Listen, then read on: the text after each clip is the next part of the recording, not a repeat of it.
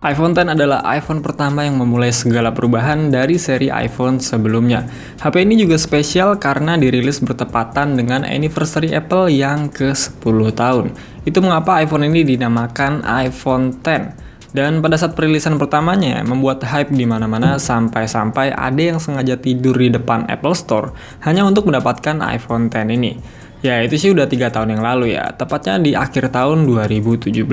Untuk sekarang ketertarikan kepada iPhone X ini jelas udah menurun ya. Ya wajar aja sih ya, karena udah muncul 3 seri iPhone terbaru setelahnya, yaitu iPhone XS series, iPhone 11 series, dan juga iPhone 12 series. Yang kedua, untuk iPhone X ini udah nggak ada lagi yang menjual dalam kondisi baru. Jadi peminatnya pasti hanya mendapatkan device dalam kondisi second seperti gua ini. Dan kalau kita melihat harga secondnya sekarang itu udah murah banget ya. Seharusnya ini bisa menambah daya tarik peminat untuk membeli iPhone Anniversary ini. Bagaimana tidak, iPhone X ini memiliki ukuran yang cukup familiar untuk saat ini, yaitu 5,8 inch yang gue rasa itu udah pas banget di tangan.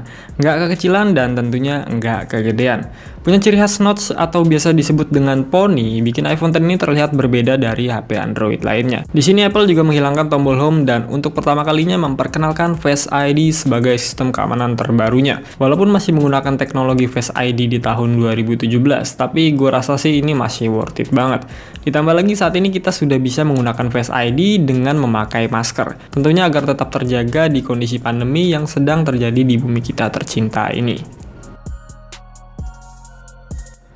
Kualitas panelnya sendiri ini udah bagus karena di iPhone X inilah untuk pertama kalinya Apple menggunakan panel OLED yang tentunya untuk keperluan multimedianya ini udah enak banget. Tampilan dan warna yang dihasilkan tajam, ditambah lagi layarnya ini udah full tanpa terganggu jidat dan dagu seperti pada seri iPhone sebelumnya.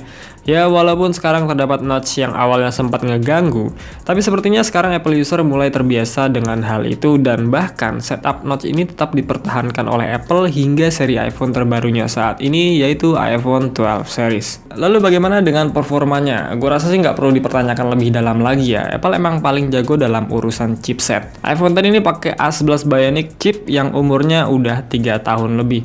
Tapi walaupun begitu A11 di iPhone X ini masih cukup powerful buat gue. Ya walaupun nggak se-powerful chip yang terbaru, tapi buat kalian yang baru aja pengen beli iPhone, gue rasa iPhone X ini nggak akan kasih pengalaman jelek buat kalian dan pastinya sangat layak untuk kalian miliki. Untuk aktivitas harian masih lancar banget, untuk gaming ya masih bisa lah ya selagi dalam taraf pemakaian yang nggak berat. Gue coba pakai buat main Mobile Legends, dapat rata kanan dan masih lancar-lancar aja.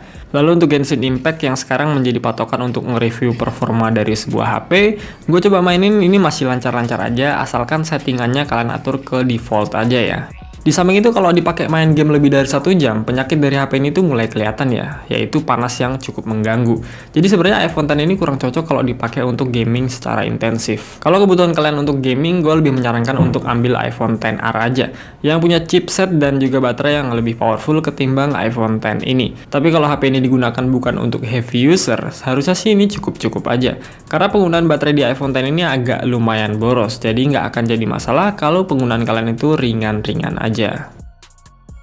Selain dari hardware, salah satu keunggulan dari produk Apple yaitu softwarenya.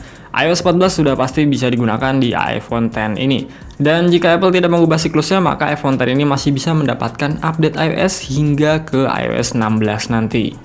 Dan yang terakhir yaitu kameranya. Untuk kamera belakang dari iPhone X ini masing-masing beresolusi 12 megapiksel dengan konfigurasi dual kamera wide dan juga tele.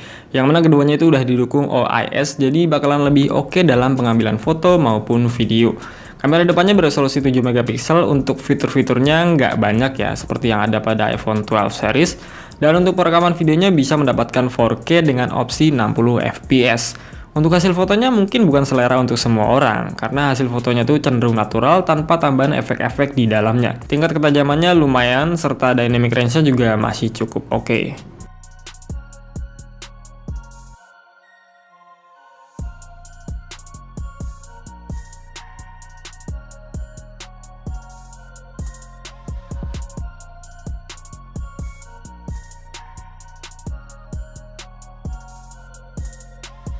Untuk hasil foto di malam hari bisa dibilang biasa aja sih, karena iPhone X ini belum memiliki fitur night mode seperti yang ada pada seri iPhone terbaru saat ini.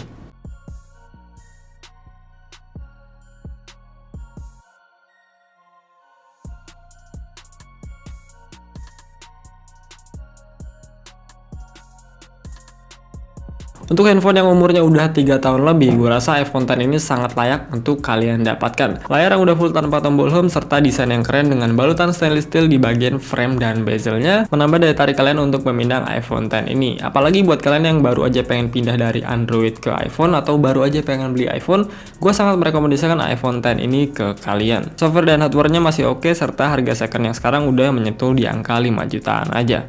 So, gue rasa gitu aja dari gue. Buat kalian yang saat ini pakai dan menonton video ini menggunakan iPhone X, silahkan bagikan pengalaman penggunaan kalian di kolom komentar. Bye.